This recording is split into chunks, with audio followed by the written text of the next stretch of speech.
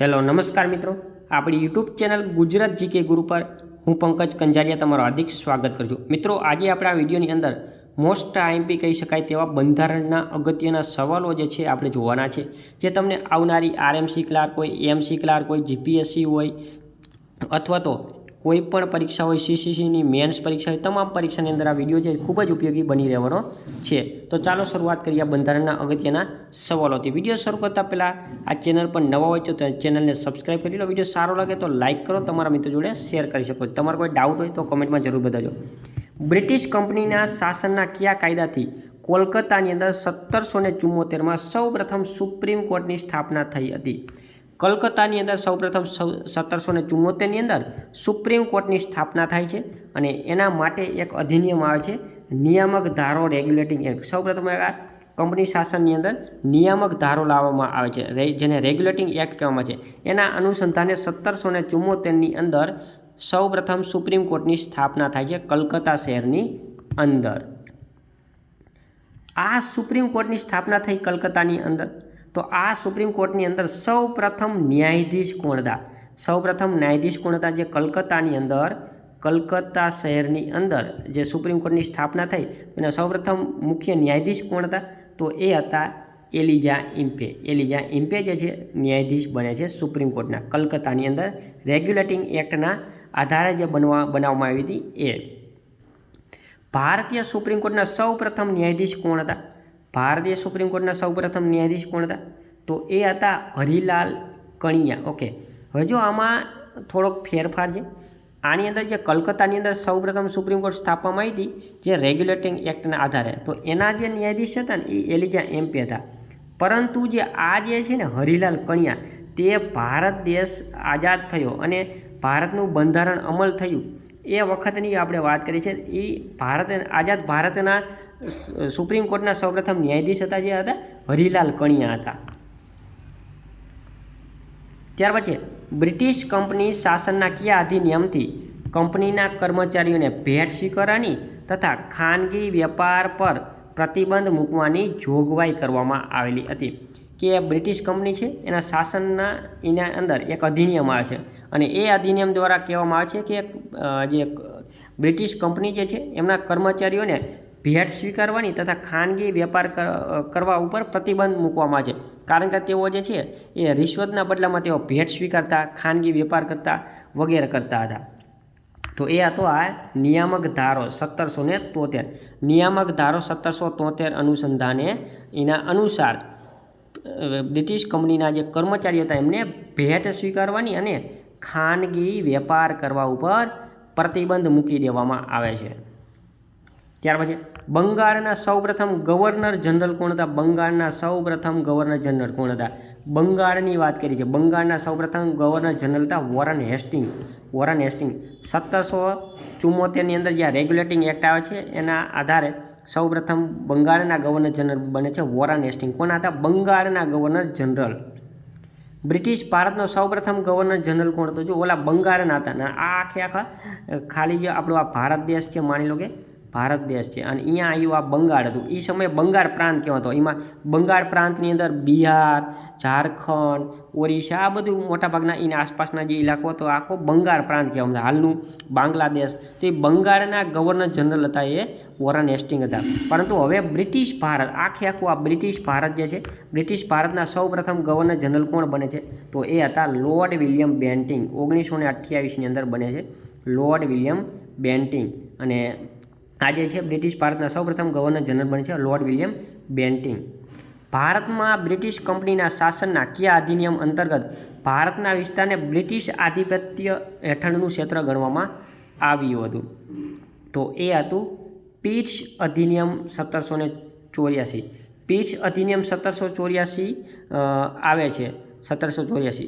એ અધિનિયમની અંદર કહેવામાં છે કે આખું જે ભારતનું જે પ્રદેશ છે એને બ્રિટિશ આધિપત્ય હેઠળનું ક્ષેત્ર ગણવામાં આવશે।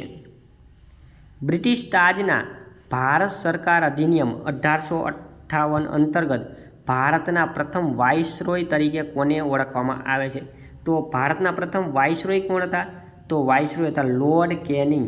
1857નો સ્વાતંત્ર્ય સંગ્રામ થાય છે અને ત્યારબાદ હવે જે છે કંપની શાસન હતું એની જગ્યાએ હવે બ્રિટિશ તાજનું શાસન આવે છે. ડાયરેક્ટ બ્રિટિશ તાજ છે બ્રિટિશ ગવર્નર એ ભારત ઉપર શાસન કરે છે. પહેલાં કંપની શાસન હતું, ઓકે, ઈસ્ટ ઇન્ડિયા કંપનીનું શાસન હતું. તો હવે જે છે આ લોર્ડ કેનિંગ જે છે એ ભારતના વાઇસરોય બને છે અને ઓલા બ્રિટિશના ગવર્નર જનરલ હતા. તો જો યાદ રાખો, હવે અહીંયા યાદ રાખવા જેવી શું વસ્તુ છે, કન્ફ્યુઝન થવાની શક્યતા શું છે કે સૌપ્રથમ બંગાળના ગવર્નર જનરલ, બંગાળના governor general, okay, governor general કોણ હતા? તો એ હતા વોરન હેસ્ટિંગ, ઓકે.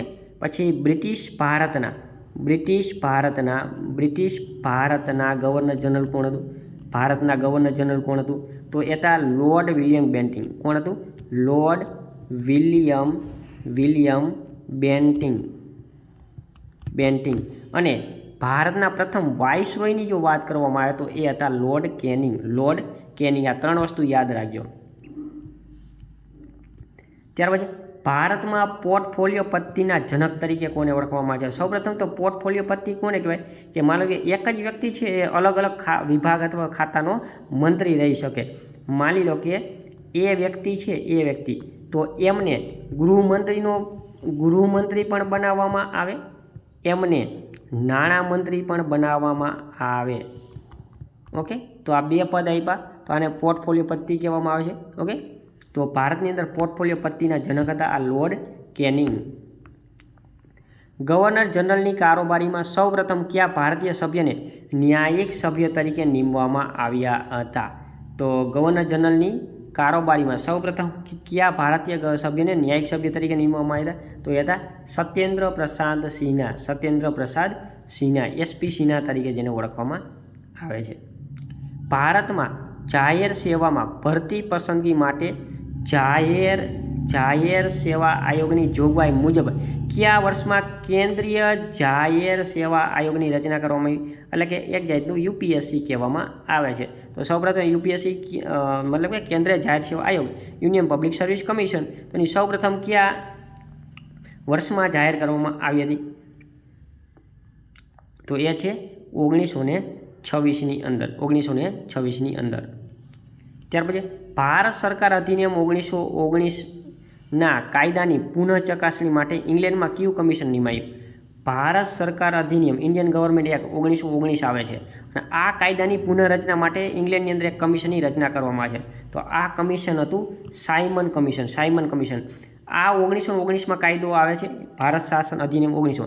એના 10 વર્ષ પછી જે આ કમિશન જે હોય છે એના 10 વર્ષ પછી આખું એનું તપાસણી કરીને અને પુનઃ ચકાસણી કરીને એને રિપોર્ટ આપવાનો. પરંતુ આ કમિશન છે 2 વર્ષ વહેલું આવી જાય છે 1927માં, જેને સાયમન કમિશન તરીકે ઓળખવામાં આવે છે. બ્રિટિશ શાસનના કયા કાયદા મુજબ સૌપ્રથમ સાંપ્રદાયિક પ્રતિનિધિત્વની જોગવાઈ કરવામાં આવી હતી? સાંપ્રદાયિક પ્રતિનિધિત્વની જોગવાઈ કરવામાં આવી હતી. સૌપ્રથમ ભારતીય પરિષદ અધિનિયમ 1909, ઇન્ડિયન કાઉન્સિલ એક્ટ 1919 મુજબ સૌપ્રથમ સાંપ્રદાયિક પ્રતિનિધિત્વની જોગવાઈ કરવામાં આવી હતી. અલગ હિન્દુઓને અલગ મતાધિકાર, મુસ્લિમને અલગ મતાધિકાર, શીખને અલગ મતાધિકાર, તો એવી રીતે અલગ એવું સાંપ્રદાયિક પ્રતિનિધિત્વ સૌપ્રથમ આ અધિનિયમ દ્વારા જોગવાઈ કરવામાં આવી હતી. બ્રિટિશ શાસનના કયા કાયદા મુજબ સાંપ્રદાયિક પ્રતિનિધિત્વનો વિસ્તાર કરીને શીખો, ભારતીય ખ્રિસ્તીઓ, એંગ્લો ઇન્ડિયન માટે અલગ મતદાર મંડળ રચવાની જોગવાઈ કરવામાં આવી હતી? તો આપણે એ છે ભારત શાસન અધિનિયમ 1919ની અંદર, ભારત શાસન અધિનિયમ 1919માં. યુદ્ધની સમાપ્તિ બાદ બંધારણ સભાની રચનાનો વિચાર શેમાં રજૂ થયો હતો? યુદ્ધની સમાપ્તિ બાદ બંધારણ સભાની રચનાનો વિચાર જે છે ને શેમાં રજૂ થયો હતો? તો એ વિચાર રજૂ થયો હતો ઓગસ્ટ ઓફરમાં. શેમાં? ઓગસ્ટ ઓફરની અંદર આ વિચાર જે છે સૌપ્રથમ રજૂ કરવામાં આવ્યો હતો, ઓકે. બંધારણ સભાનો સૌપ્રથમ વિચાર ઓગસ્ટ ઓફર. અને આ ઓગસ્ટ ઓફર ક્યારે આવી હતી? તો કે ઓગસ્ટ 1940માં ઓગસ્ટ ઓફર.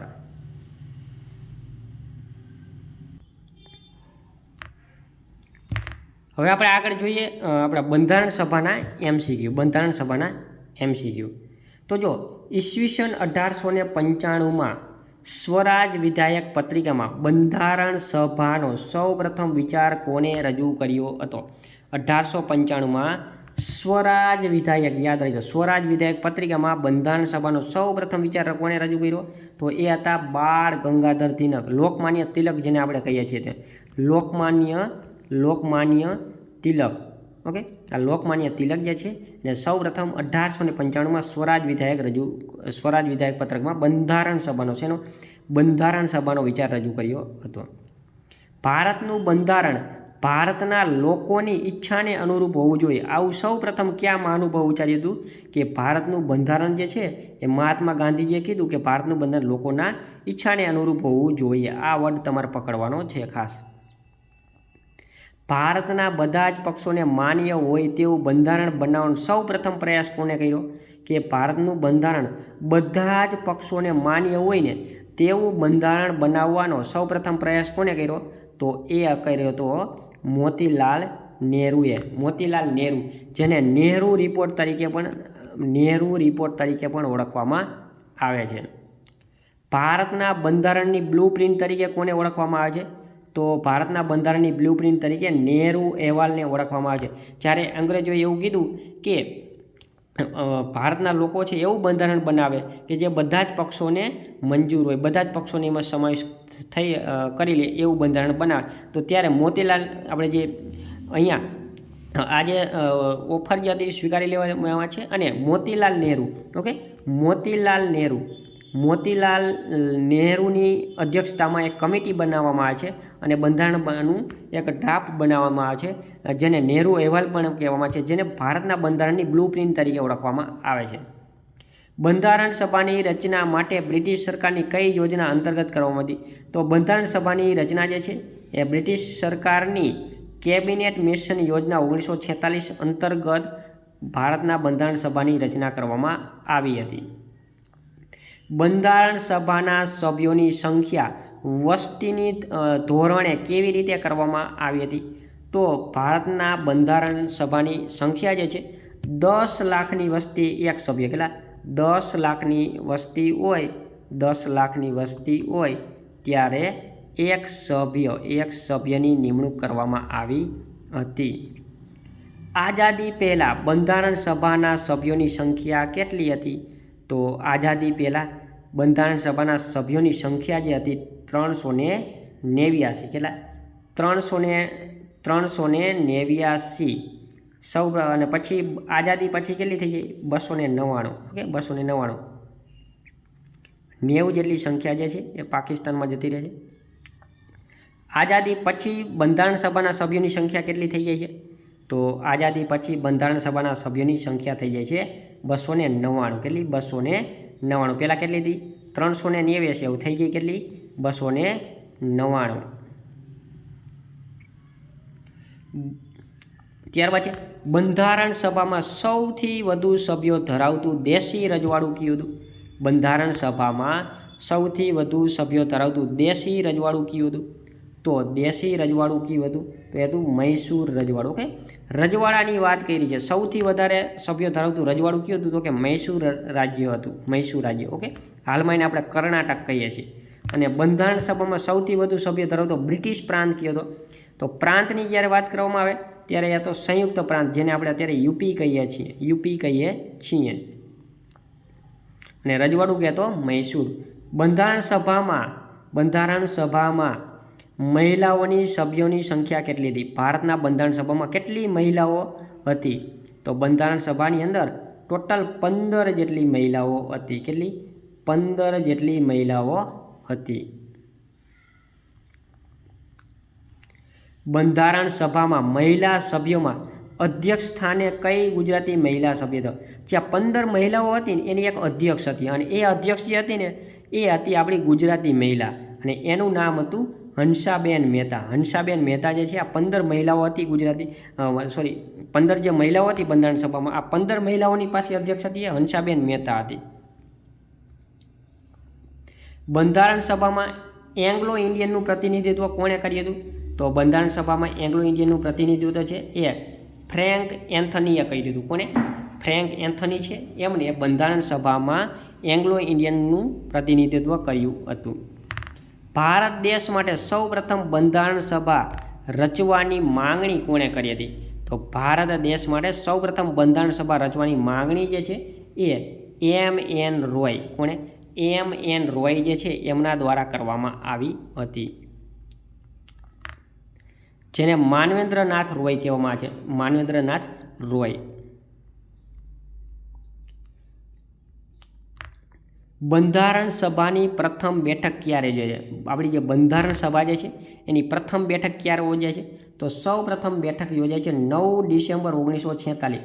જે આપણે અત્યારે નવું સંસદ ભવન બની ગયું એની પહેલાં જે આપણું જૂનું સંસદ ભવન હતું એના કેન્દ્રીય કક્ષની અંદર, જેમાં કેન્દ્રીય કક્ષની અંદર આપણી સૌ પ્રથમ બંધારણ સભા જે છે એ ભરાઈ હતી 9 ડિસેમ્બર 1946ની અંદર. જ્યારે આપણી ભારતની બંધારણ સભા જ્યારે 9 ડિસેમ્બર 1946ના રોજ યોજાઈ ત્યારે એના સૌ પ્રથમ કાર્યકારી અથવા તો અસ્થાયી અધ્યક્ષ તરીકે કોની પસંદગી કરવામાં આવી હતી? તો અસ્થાયી અધ્યક્ષ હતા ડૉક્ટર સચ્ચિદાનંદ સિન્હા. કોણ? ડૉક્ટર સચ્ચિદાનંદ સિન્હા જે છે એમને કાર્યકારી અધ્યક્ષ બનાવવામાં આવે છે. ત્યારબાદ બંધારણ સભાના કાયમી અધ્યક્ષ તરીકે કોણ ચૂંટાઈ આવે છે? બંધારણ સભાના આ જે કાર્યકારી અધ્યક્ષ હતા એમના દ્વારા જે ચૂંટણી કરવામાં આવે છે અને ચૂંટાયેલા બંધારણ સભાના ચૂંટાયેલા અધ્યક્ષ તરીકે ડૉક્ટર રાજેન્દ્ર પ્રસાદની નિમણૂક કરવામાં આવે છે. અને 2 દિવસ બાદ 11 ડિસેમ્બર 1946ના રોજ આપણી બંધારણ સભા યોજાય છે અને એના અધ્યક્ષ હોય છે ડૉક્ટર રાજેન્દ્ર પ્રસાદ. બંધારણ સભાના ઉપાધ્યક્ષ તરીકે કોની પસંદગી કરવામાં આવી હતી? તો બંધારણ સભાના ઉપાધ્યક્ષ તરીકે હરીન્દ્ર કુમાર મુખર્જી, H.C. મુખર્જી. કોણ? H.C. મુખર્જીની નિમણૂક કરવામાં આવી હતી. બંધારણ સભામાં કોને બંધારણીય સલાહકાર તરીકે નિમવામાં આવ્યા હતા? તો બંધારણ સભાની અંદર બંધારણના સલાહકાર એડવાઇઝર તરીકે કોની નિમણૂક કરવામાં આવી? તો એ હતા સર બેનિગલ નરસિંહ રાવ. સર બેનિગલ નરસિંહ રાવની નિમણૂક જે છે એ બંધારણ સભાના સલાહકાર તરીકે નિમણૂક કરવામાં આવી હતી. બંધારણ સભા જ્યારે દેશના બંધારણ ઘડતર માટે મળતી ત્યારે તેના અધ્યક્ષ સ્થાને કોણ હતું? ભારતની બંધારણ સભા છે ને 2 કામ કરતી. આ ભારતની બંધારણ સભા છે ને એ 2 કામ કરતી. જ્યારે બંધારણ બનાવવાનું કાર્ય કરે ત્યારે બંધારણ સભા તરીકે મળતી અને જ્યારે સાથે સાથે તેઓ દેશ માટે કાયદાઓ પણ ત્યારે બંધારણ સભા દેશ માટે કાયદા પણ કરતી. એના માટે જ્યારે મળતી ને ત્યારે એને પ્રોવિઝનલ પાર્લામેન્ટ કહેવામાં આવતું. ઓકે, પ્રોવિઝનલ કાર્યકારી લોકસભા કહેવામાં આવતી હતી, સંસદ કહેવામાં આવતી હતી. ઓકે, જ્યારે બંધારણ સભા તરીકે બંધારણ ઘડવા માટે મળતી ત્યારે એના અધ્યક્ષ હતા ડૉક્ટર રાજેન્દ્ર પ્રસાદ અને જ્યારે લોકસભા મતલબ સંસદ તરીકે જ્યારે બંધારણ સભા મળતી ત્યારે તેના અધ્યક્ષ હોય છે ગણેશ વાસુદેવ માવડકર. આ વસ્તુ નોંધી લેજો. ઓકે, તો બંધારણ સભા જ્યારે દેશના બંધારણ ઘડતર માટે મળતી ત્યારે તેના અધ્યક્ષ સ્થાને કોણ હોય? તો કે ડૉક્ટર રાજેન્દ્ર પ્રસાદ. અને બંધારણ સભા જ્યારે દેશ માટે કાયદો ઘડવા ધારાકીય સંસ્થા તરીકે મળતી ત્યારે તેના અધ્યક્ષ કોણ હોય છે? તો તેના અધ્યક્ષ હોય છે ગણેશ વાસુદેવ માવડકર. 13 ડિસેમ્બર 1946ના રોજ મળેલ બંધારણ સભાની 3જી બેઠકમાં બંધારણનો ઉદ્દેશ પ્રસ્તાવ કોણે રજૂ કર્યો? જો સૌ પ્રથમ આપણી બંધારણ સભા ક્યારે મળી?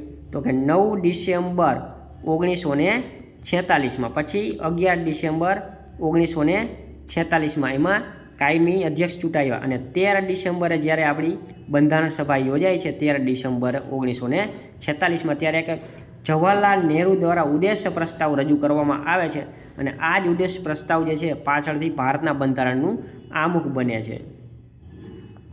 બંધારણ સભા દ્વારા રજૂ કરવામાં આવેલો ઉદ્દેશ્ય પ્રસ્તાવ જે છે એમને બંધારણ સભાએ ક્યારે સર્વાનુમતે પસાર કર્યો હતો? તો એ 22 જાન્યુઆરી 1947ના રોજ, જે 13 ડિસેમ્બર 1946ના રોજ જે ઉદ્દેશ્ય પ્રસ્તાવ રજૂ કર્યો હતો એને 22 જાન્યુઆરી 1947ના રોજ એને સર્વાનુમતે સંસદની અંદર આપણે બંધારણ સભામાં રજૂ કરવામાં આવે છે. બંધારણ સભામાં રજૂ થયેલ ઉદ્દેશ્ય પ્રસ્તાવ જે છે એ કોના દ્વારા તૈયાર કરવામાં આવ્યો હતો?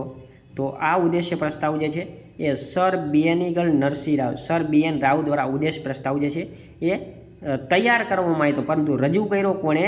તો કે આપણા જવાહરલાલ નહેરુએ રજૂ કર્યો હતો. બંધારણ સભાની ખરડા સમિતિએ કેટલા સભ્યોની બનેલી હતી? બંધારણ સભાની જે ખરડા સમિતિ હતી ને એ બહુ અગત્યની સમિતિ હતી. તો આ સમિતિ જે છે કેટલા સભ્યોની બનેલી હતી? તો ટોટલ 7 સભ્યોની બનેલી હતી. અને આ બંધારણ સભાના ખરડા સમિતિના અધ્યક્ષ કોણ હતા? મતલબ કે જેને ડ્રાફ્ટિંગ કમિટી કહેવાય.